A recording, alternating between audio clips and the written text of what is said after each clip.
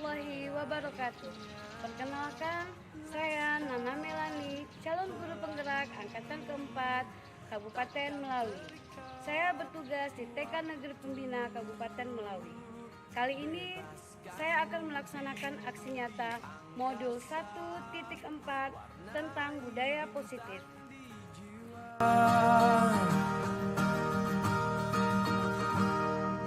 Menarilah dan terus tertawa, walau dunia tak seindah surga. Bersyukurlah pada yang kuasa, cinta kita di dunia selamanya.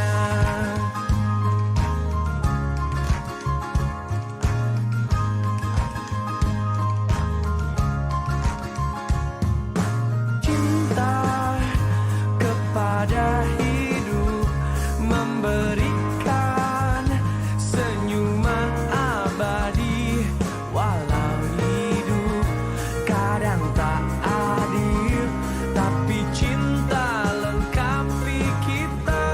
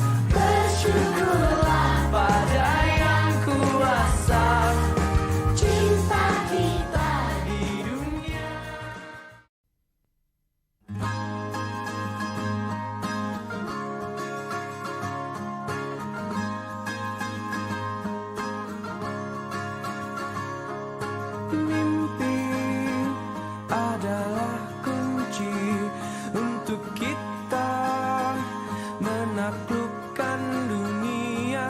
Berlarilah tanpa lelah sampai engkau meraihnya.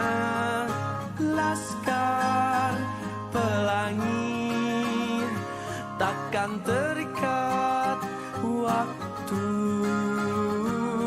Bebaskan mimpimu di angkasa.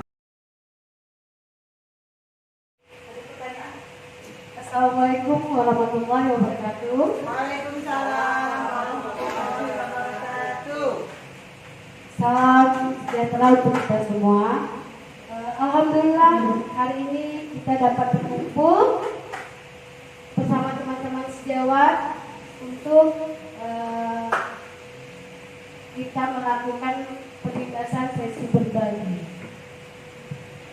Baiklah, sedikit saya mengenalkan tentang budaya positif ini. Diharapkan ibu-ibu semuanya kedepannya lebih baik lagi. Semoga hari ini kita selalu berbahagia. Berbahagia, semangat. Semangat. Baiklah, kali ini saya akan memperkenalkan tentang budaya positif di sekolah, di mana kami guru penggerak harus memberi imbas kepada teman-teman semuanya tentang apa yang kami dapat selama mengikuti kegiatan guru penggerak. Salah satunya yang kami pelajari yaitu tentang budaya positif. Kali ini saya akan memaparkan tentang budaya positif itu dalam modul budaya positif itu. Nah, di sekolah kita ini apakah sudah ada budaya positif yang kita lakukan, ibu-ibu? Sudah. Di antaranya apa, Bu? Buang sampah pada tempatnya. Iya, membuang sampah pada tempatnya. Kemudian berbaris sebelum masuk ke dalam kelas. Kemudian Tepat waktu. iya, tepat waktu datang ke sekolah, mencuci tangan dan lain sebagainya. Masih banyak yang dapat kita lakukan di dalam lingkungan sekolah maupun di dalam kelas. Baiklah, budaya positif terbagi menjadi beberapa. Ada paradigma, perubahan paradigma, ada stimulus respon, ada disiplin diri atau teori motivasi, keyakinan kelas, kebutuhan dasar manusia, 5 posisi kontrol serta segitiga restitusi. Nah, perubahan paradigma. Apakah ada yang tahu tentang perubahan paradigma ini? Apakah ibu ada yang tahu perubahan paradigma itu apa? Perubahan paradigma itu perubahan cara berpikir, perubahan yang akan lebih baik ke depannya pada diri kita. Coba ibu-ibu lihat di depan. Nah, kita kepalkan tangan kita. Anggaplah di kepala tangan kita ini ada secari kertas yang kita tulis yang berharga untuk diri kita apa. Pejamkan matanya, kita coba apa yang ada di dalam genggaman ini yang paling berharga untuk diri kita. Sudah siap ibu-ibu? Ya. Kepalkan tangannya, pejamkan matanya, pikirkan apa yang paling berharga. Satu aja, Bu. Boleh benda, boleh manusia, boleh apa aja yang paling berharga di diri kita dan di hidup kita. Sudah semuanya ibu-ibu? Sekarang andaikan saya ingin menukar genggaman itu yang ada genggaman ibu-ibu semuanya dengan uang 10 juta, apakah mau ibu membukanya? Tidak. Kalau saya tukar dengan uang 100 juta, apakah ibu-ibu mau untuk membukanya? Kalau saya buka dengan 1 M kata Bu Erni, mau ibu-ibu membukanya? Tidak. Kalau saya buka juga dengan intan berlian, ibu-ibu mau? Tidak. Oh, berarti hebat. Teguh dengan keyakinan yang ada di dirinya. Hal yang paling berharga yang ada di dalam diri ibu-ibu semuanya. Nah, apakah coba saya minta satu orang yang bisa memanfaatkan, yang memberitahukan kepada teman-teman semuanya apakah yang ada di dalam genggamannya. Siapa yang mau? Ya, Bu Heni. Bu Heni, sekarang Bu Heni sebutkan apa benda yang paling berharga di genggaman Bu Heni. Yang di dalam rumah ini, nama saya ini adalah semangat. Walaupun jatuh bagaimanapun, dalam kondisi bagaimanapun, saya akan tetap semangat untuk tetap maju ke depan. Hebat Bu Heni. Ternyata di genggaman Bu Heni ada semangat yang tidak dapat ditukar oleh apapun. Dengan uang 10 juta, 100 juta, intan berlian juga tidak mau ditukar, yaitu semangat. Hebat Bu Heni, tetap semangat ya Bu Heni ya. Ya, semoga kita semua selalu bersemangat. Kemudian di sini ada stimulus respon dan teori kontrol. Saya tidak salah menyebutnya kan ibu-ibu? Ya. Teori kontrol. Ada pertanyaan, bisakah kita mengontrol seseorang? Apakah bisa ibu-ibu? Tidak. Baiklah. Jawabannya tidak. Nanti di akhir juga kita bisa tanya lagi. Apakah bisa kita mengontrol seseorang? Baiklah. Di sini ada stimulus respon tentang dunia. Dan di sebelahnya ada teori kontrol tentang dunia. Jika ada rangsangan, pasti ada respon. Benar tidak ibu-ibu? Benar tidak? Iya, tidak akan bisa ada respon kalau tidak ada rangsangan. Betul, kata Bu Elia. Itu udah kodrat alam namanya ya, Bu Elia.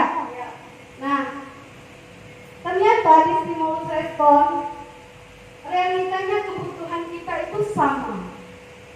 Tapi nyatanya menurut teori kontrol kebutuhan kita itu berbeda, tidak sama. Adapun sama, tapi tidak sama persis ya Bu ya, tidak semuanya sama. Pasti berbeda. Kemudian semua orang melihat hal yang sama, tetapi teori kontrol setiap orang memiliki gambaran yang berbeda. Nah, orang lain bisa mengontrol saya, itu menurut stimulus respon. Tetapi teori kontrol mengatakan hanya diri kita yang bisa mengontrol diri kita sendiri, tidak bisa orang lain. Jadi saya ulangi lagi pertanyaannya, bisakah kita mengontrol seseorang? Tidak bisa. Tidak bisa Bu, karena diri kita sendirilah yang bisa mengontrol diri kita. Mungkin yang perubahan paradigma, perubahan perilaku bisa orang lain merubahnya, tetapi yang ada di diri kita tidak bisa dirubah oleh orang lain. Itu sekilas tentang stimulus respon dan teori kontrol. Kemudian ada disiplin diri, teori motivasi. Di situ ibu-ibu bisa membaca disiplin. Dalam budaya, makna kata disiplin dimaknai menjadi sesuatu yang dilakukan seseorang pada orang lain untuk mendapatkan kepatuhan. Itu disiplin. Seperti apa ibu-ibu? Di sekolah kita seperti apa? Iya, tata tertib tadi. Tata tertib. Peraturan sekolah itu dinamakan dimasuk dalam disiplin. Nah, untuk menciptakan murid yang merdeka, syarat utamanya yaitu harus disiplin. Nah, karena disiplin adalah disiplin yang dimaksud itu disiplin diri kita, ya, yang memiliki motivasi yang ada di dalam diri kita atau motivasi internal.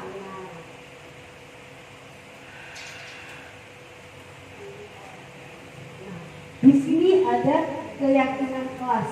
Pada dasarnya sebenarnya kita udah lama ya, mungkin dulu awalnya juga sudah kita melaksanakan program ini keyakinan kelas. Tapi kita tidak tahu kalau itu sebenarnya keyakinan kelas. Awalnya kita menyebutnya peraturan kelas.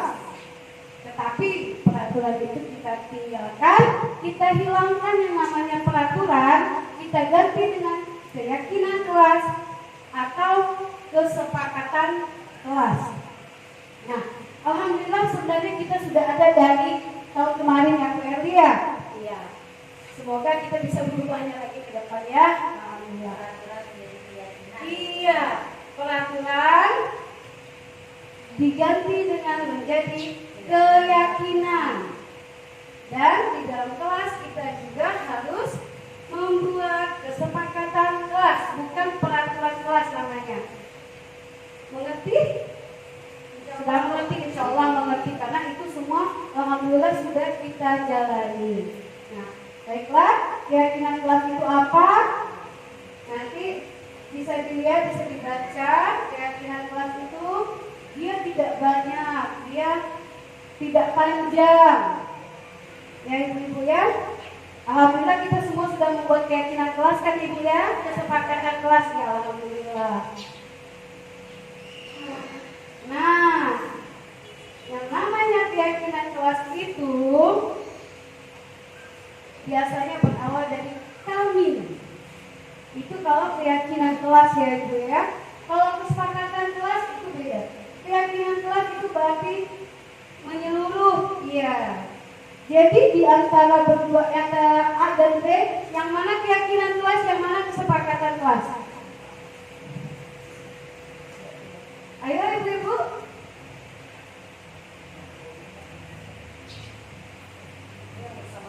Iya,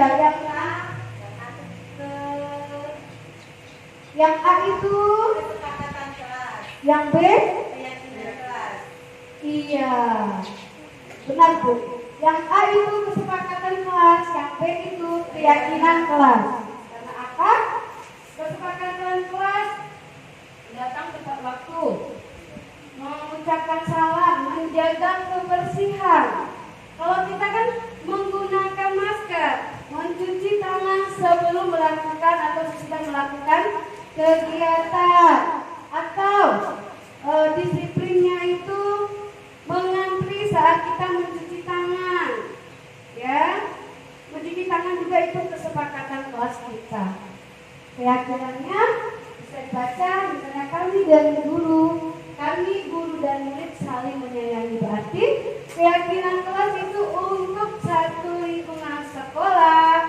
Kesepakatan kelas juga itu untuk yang di dalam kelas atau untuk yang di sekolah juga bisa. Nah, itulah sekilas tentang kesepakatan kelas dan keyakinan kelas.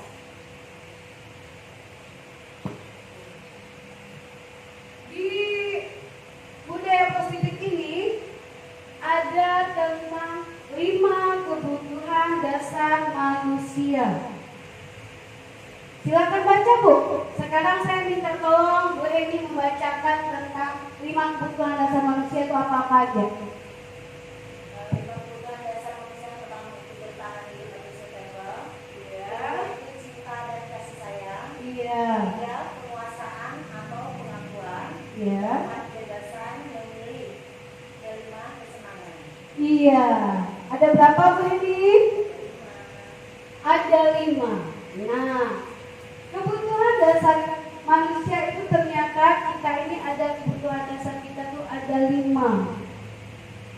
Semua manusia itu memiliki kebutuhan dasar. Yang pertama, kebutuhan dasar bertahan hidup. Apa itu Bu?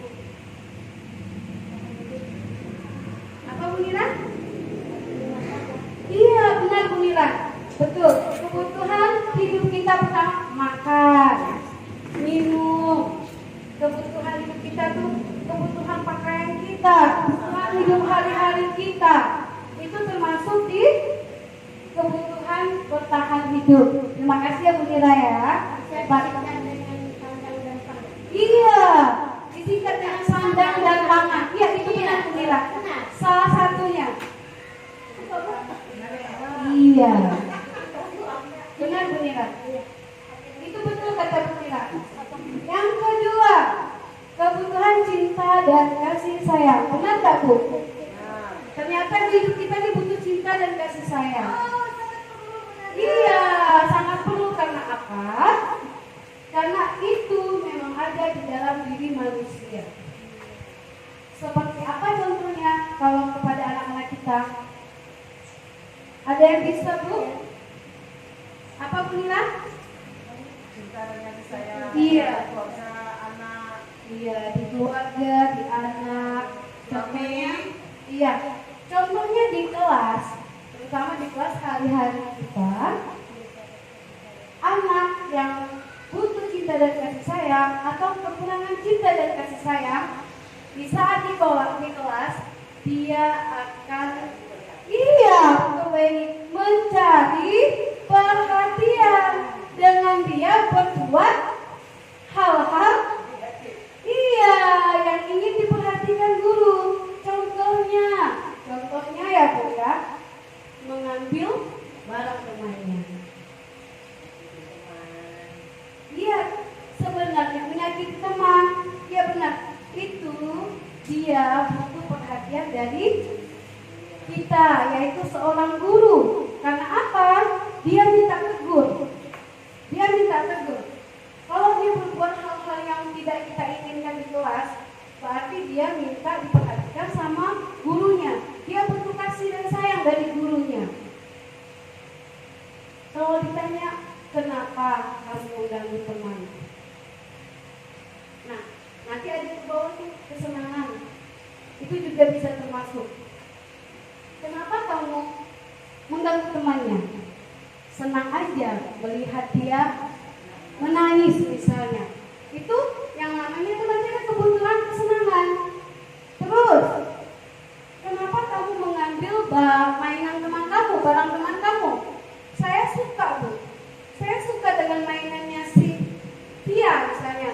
Saya suka dengan mainannya. Itulah yang namanya kebutuhan kesenangan termasuk juga. Nah, kemudian ada penguasaan atau pengakuan. Pengakuan, dia ingin diakui kalau dia di kelas itu dia bisa. Dia ingin diakui kalau dia itu ada. Jadi itu dia kebutuhan dengan pengakuan. Kebebasan memilih. Dia bebas untuk memilih mainan yang ada di dalam kelas. Dia bebas untuk memilih belajar apa yang dia inginkan. Itu juga termasuk dengan kebebasan dalam memilih. Kesenangan tadi ya seperti itu, dia menyenangi sesuatu, dia senang ditegur guru, itu juga termasuk senang, dan cinta kasih sayang itu tidak jauh berbeda. Semoga kita sebagai guru dapat melihat apa yang ada di diri anak, kebutuhan anak. Mudah-mudahan kita sebagai guru bisa memenuhi kebutuhan dasar anak didik kita. Amin. Selanjutnya ada posisi kontrol. Nah, ini 5 posisi kontrol itu, ini yang penting. Pada dasarnya ini yang penting kita sebagai pendidik, karena cara menyelesaikan masalah yang ada di dalam kelas ataupun di lingkungan sekolah. Ya ini nih Bu, 5 posisi kontrol ini. Kenapa? Yang penghukum, pembuat orang merasa bersalah itu disilang, karena itu tidak baik. Apalagi untuk anak kecil itu tidak baik kita terapkan, benar. Nah, yang mana sering kita terapkan? Ibu-ibu di dalam kelas, yang mana sering diterapkan? Teman, kemudian memantau, melihat, kemudian manajer. Nah, baiklah, kita coba lihat nih. Penghukum itu apa? Pembuat orang merasa bersalah itu apa? Teman itu apa? Pemantau itu apa? Dan manajer itu apa? Bisa dibacakan, Bu. Nah, ini penghukum. Seorang penghukum bisa menggunakan hukuman fisik maupun verbal. Tapi masih banyak kita menggunakan hukuman verbal. Kalau fisik itu tidak pernah ya. Kalau verbal itu masih sering dilakukan. Kalau bisa itu kita hapuskan, kita tiadakan. Iya, itu juga termasuk. Nah, di situ orang-orang yang menjalankan posisi penghukum senantiasa menjalankan posisi, senantiasa mengatakan bahwa sekolah memerlukan sistem atau alat yang dapat menekan murid-murid lebih dalam lagi. Guru yang menerapkan posisi ini akan berkata, patuhi aturan saya, patuhi aturan saya. Nah, itu sudah menggunakan apa, Bu? Verbal. Iya, menggunakan hukum verbal. Patuhi hukuman saya. Awas. Nah, kata awas itu masih sering kita kita ucapkan. Awas jatuh. Iya, awas jatuh. Atau awas kamu lakukan lagi ya. Nah, kalau dia punya masalah di kelas dengan temannya, kalau kita mau bilang, awas ya kamu lakukan lagi. Tidak boleh ya, ikuti aturan itu guru, ikuti aturan sekolah. Itu ternyata tidak boleh. Ya Bu ya, jangan kita gunakan. Tidak baik. Untuk apa, Bu? Untuk mental anak, psikis anak tidak baik. Nah, kemudian yang kedua, membuat orang merasa bersalah. Di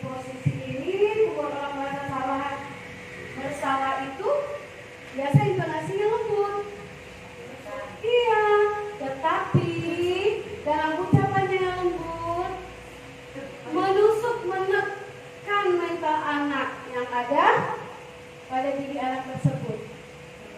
Contohnya itu ada, Bu. Gimana coba kalau orang tua kamu tahu dengan apa yang kamu lakukan? Itu kan membuat dia merasa bersalah. Apalagi, iya, walaupun ucapannya, intonasinya lembut. Karena apa? Beban di pikirannya orang tuanya. Gimana kalau orang tuanya tahu tentang apa yang dilakukan dia? Nah, itulah membuat orang merasa bersalah. Yang selanjutnya, nah, dalam posisi teman, bisa kita lihat dia tidak menyakiti murid, tidak menyakiti anak, tetapi berupaya mengontrol murid melalui persuasi. Nah, bisa negatif maupun positif. Tapi kalau untuk anak murid cocok tidak, Bu? Anak murid TK, aman kanak-kanak. Iya, dengan cara teman itu cocok tidak ya? Bisa kata Brady. Iya. Kita misalnya pas jam olahraga istirahat, Ya. waktu jam pelajaran mungkin dia melakukan ada satu kesalahan. Pas jam istirahat kita kan bisa duduk, jadi kita seolah berbicara. Itu nyari kesalahan sebenarnya apa yang dia membuat dia bersalah, tapi dengan cara kita seolah teman, cari teman. Iya. Itu nanti ada hubungannya dengan manajer. Menyangkut juga dengan restitusi. Nanti itu nyangkut ya. Nah, itu teman. Kemudian memantau. Berarti kita mengawasi, bertanggung jawab atas perilaku orang yang kita awasi. Nah, dengan bertanya seperti ini, apa yang telah kamu lakukan? Nah, kita hanya memantau. Terus, peraturannya apa? Inilah sebenarnya peraturannya apa? Itu nanti menyangkut dengan kesepakatan kelas, keyakinan kelas, peraturannya tidak kita gunakan. Itu yang di posisi pemantau. Nah, yang terakhir manajer. Pada posisi ini, mentor atau guru bersama murid itu mempersilahkan murid bertanggungjawabkan perilakunya. Nah, kemudian kita bisa mencari solusinya. Kemudian ya memberi dukungan kepada anak. Kita gunakan segitiga restitusi tadi, validasi tindakan. Ya, Bu ya. Kemudian setelah validasi tindakan itu apa? Menanyakan tentang ini ada di sini. Nah, validasi tindakan pertama. Kemudian menanyakan keyakinan. Iya, keyakinan kelasnya apa? Pertama, kita validasikan dulu apa kejadiannya. Kemudian kita yakini dia menanya keyakinan kelasnya apa. Kemudian kita menstabilkan identitas. Itu ada di posisi manajer, di mana seorang guru menyelesaikan masalah dengan apa, Bu? Dengan gimana bertanggung jawab kepada orang kita awasi begitu ini. Nah, manajer cara menyelesaikannya ya berarti ya. Nah, guru mengajak anak menyelesaikan masalahnya, mencari solusinya. Iya, contohnya apa, Bu?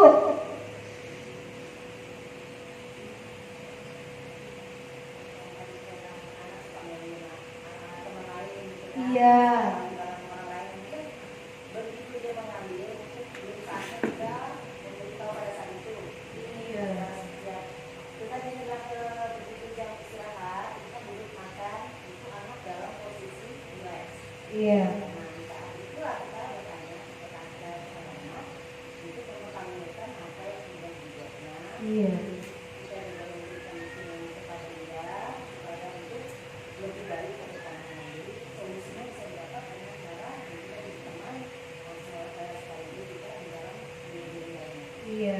kasih ya Bu ini. Ya itu juga bisa salah satunya. Saya kasih contoh, misalnya tidak jauh-jauh dari kesepakatan kelas kita, dari keyakinan kelas kita. Misalnya, anak tidak menggunakan masker, apalagi dalam situasi yang sekarang masa pandemi, kita diwajibkan menggunakan masker di dalam kelas. Ya, terkadang anak juga sesak ya Bu ya lama-lama menggunakan masker, ataupun ada yang tidak membawa masker. Kita tanya penyebabnya apa? Iya, kita tanya masalahnya, alasannya. Kita tanya keyakinan kelasnya, kesepakatan kelasnya. Kemudian kita memberikan solusi. Begitu juga anak tidak mencuci tangan, anak tidak menggunakan seragam sekolah, anak tidak menggunakan sepatu. Itu juga bisa kita selesaikan dengan cara manajer. Mungkin yang lebih ke arah yang ini Bu, kalau manajer. Dia misalnya menumpahkan air minum temannya dan basahlah tasnya misalnya ya Bu ya. Tas anak tersebut basah. Jadi kita dengan cara apa menyelesaikannya? Dengan cara kita menanyakan, terus kita memberi solusi, yaitu dengan cara menjemur tasnya. Jadi anak yang tadi membuat yang bersalah tadi, dia menjemur tas anaknya, temannya, kemudian dibersihkan, dijemur, baru dikembalikan ke temannya. Itu juga cara menyelesaikan dengan cara manajer. Dari 5 posisi kontrol yang baik kita lakukan yaitu posisi manajer. Nah, karena di sini kita sebagai guru dapat memberikan solusi kepada anak tersebut tanpa anak tersebut merasa bersalah. Iya, itulah 5 posisi kontrol. Kemudian di budaya positif ini, nah ada yang namanya restitusi atau segitiga restitusi. Nah, apa itu restitusi? Sekarang Bu Ica bacakan ya Bu Ica dengan suara yang agak keras. Restitusi itu apa? Restitusi adalah proses menciptakan kondisi bagi murid untuk memperbaiki kesalahan mereka, sehingga mereka bisa kembali kepada kelompok mereka dengan karakter yang lebih kuat. Iya, restitusi merupakan proses menciptakan kondisi bagi murid untuk memperbaiki kesalahan mereka tanpa mereka merasa bersalah, dan mereka bisa kembali kepada kelompok mereka dengan karakter yang lebih baik. Itulah restitusi. Restitusi ini termasuk dengan penyelesaian masalah ya Bu Ica, penyelesaian masalah. Kita gunakan tadi yang saya sebut tadi. Kita tanyakan, kita menstabilkan identitasnya. Yang terakhir, yang pertama apa tadi? Validasi tindakan. Kedua, keyakinan. Ketiga, menstabilkan identitas. Itulah segitiga restitusi. Nah, ini dia contohnya. Validasi tindakan. Validasi tindakan seperti apa? Kamu tentu punya alasan mengapa kamu melakukan itu. Kemudian, adakah cara yang lebih efektif untuk mendapatkan apa yang kamu butuhkan? Itu contoh dari validasi tindakan. Kemudian, kalau kita sudah menanyakan validasi tindakan, kita menanyakan keyakinan. Seperti apa? Keyakinan kelas kita apa? Itu juga keyakinan kelas yang telah kita sepakati apa? Salah satunya. Nah, seperti tadi, tidak membawa masker. Kesepakatan kelas kita apa? Menggunakan masker, Bu. Nah, kita tanyakan kesepakatan kelas itu kepada anak. Kemudian,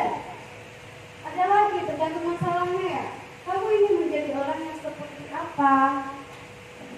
Itulah kita menanyakan keyakinan. Kemudian menstabilkan identitas. Menstabilkan identitas ini kita tidak menyalahkan. Kita tanya, semua orang pasti pernah berbuat masalah. Namanya juga manusia. Tapi kita selalu melakukan kesalahan. Nah, kamu bukan satu-satunya orang yang melakukan kesalahan. Karena semua orang pernah melakukan kesalahan. Itulah yang dapat kita selesaikan jika kita mendapat masalah di dalam kelas. Dengan cara segitiga restitusi. Iya. Mudah-mudahan kita ke depannya bisa lebih baik lagi dalam menyelesaikan masalah yang ada di kelas ataupun di sekolah. Nah, kan? Itu ada contoh-contohnya.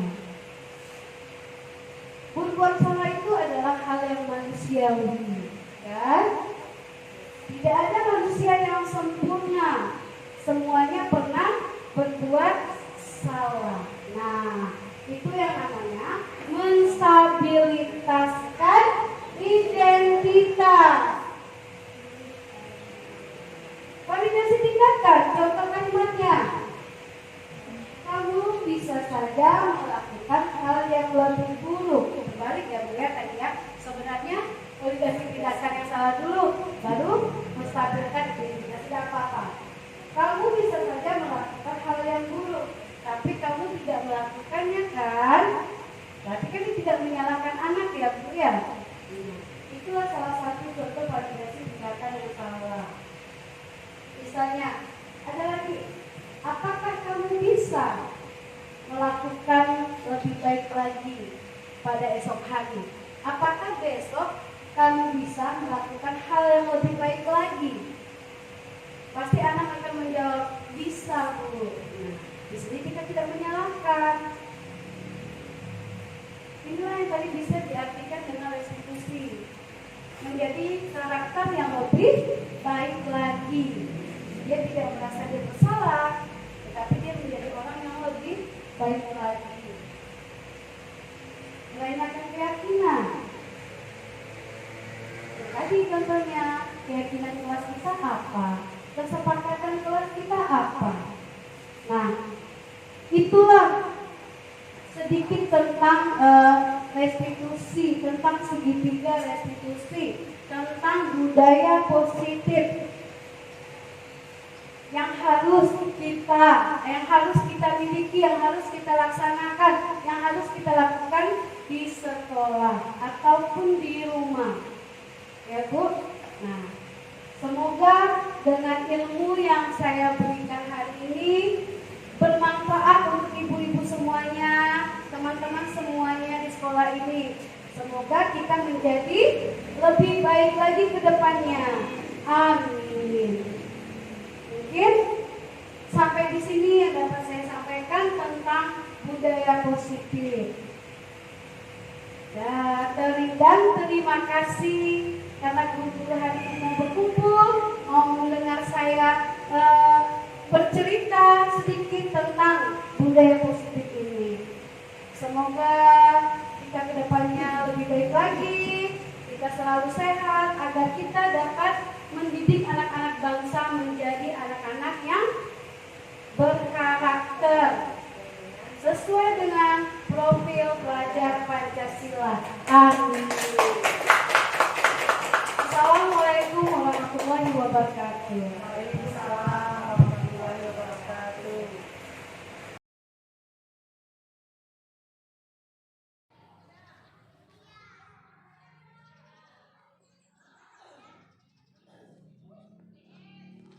Jesslyn, Iya, Jesslyn sekolahnya di mana? TK Negeri Pembina Nangapino. Senang nggak sekolah di TK Negeri Pembina Nangapino? Senang Kenapa? karena banyak teman-teman, karena ibunya baik, ibu gurunya baik, sama lingkungan sekolahnya bersih. Masya Allah, lingkungan sekolahnya bersih ya. Jadi Jesslyn pernah ndak ikut bu gurunya membersihkan lingkungan sekolah? Pernah. Kapan? Kadang-kadang hari Jumat, kadang-kadang hari Senin, kadang-kadang hari Kamis sama Rabu. Oh, jadi setiap hari ya? Apa yang Jesslyn lakukan? Membuang sampah di tong sampah sama menyapu rumput. Masya Allah, membuang sampah di tong sampah. Jadi membuang sampah di tong sampah, menyabut rumput. Biar apa sekolahannya? Biar bersih. Jadi Jesslyn Senang nggak? Karena biar lingkungannya bersih. Masya Allah, terima kasih Jesslyn.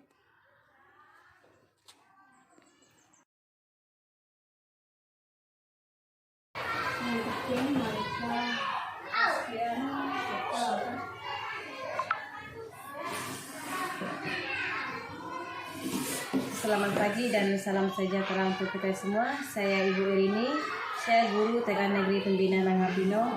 Ingin memberikan tanggapan kepada CGP Angkatan 4 yang ada di TK Negeri Pembina Nangapino, yaitu Ibu Erli Opriantika, Ibu Nana Melani, dan Ibu Anissa Hidayati. Adapun materi yang disampaikan oleh ketiga CGP tersebut sangat mudah kami pahami karena penyampaiannya sangat singkat, padat dan jelas sehingga kami para guru sangat mudah memahami cara penyampaian tersebut. Materi yang disampaikan oleh CGP tersebut yaitu tentang budaya positif. Sekarang kami para guru sudah memahami apa saja budaya positif yang akan kami kembang dan kami perbaiki di TK Negeri Pembina ini. Sekali lagi terima kasih kepada Ibu Erli Oktaviantika, Ibu Nana Merlani, Ibu Anissa Hidayati. Semoga kedepannya TK kita bisa lebih maju dan anak-anak didik kita bisa menjadi pemimpin yang berkarakter